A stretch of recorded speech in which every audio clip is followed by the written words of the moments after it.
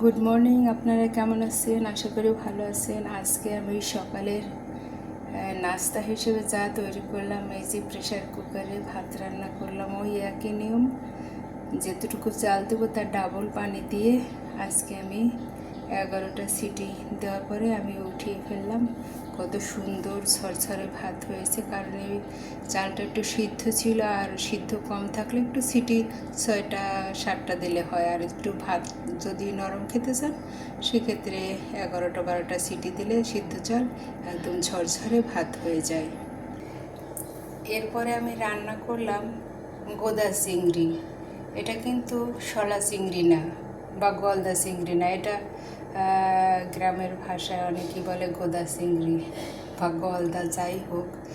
এটা আমি রান্না করলাম, দেখুন কালারটা কত সুন্দর হয়েছে।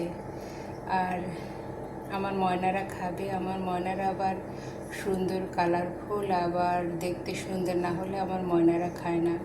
আমার দুটো ময়না পাখি আছে, আমি তাদের জন্য এটা রান্না করেছি। অবশ্যই এই সব কিছু রান্না আমার দুটো ময়না পাখির জন্য। এরপরে আমি ছোট চিংড়ি দিয়ে রান্না করলাম লাউ তরকারি।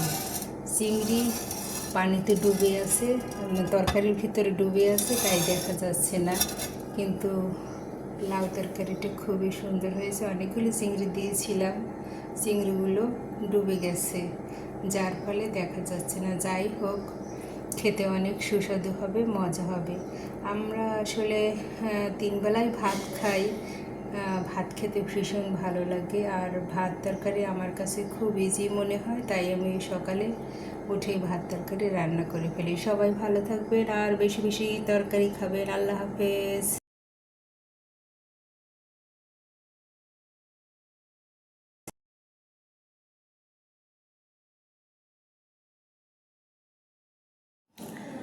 এটা হচ্ছে আমার বাবলু সোনার খাবার, সকালের নাস্তা, ব্রেকফাস্ট যাই বলেন।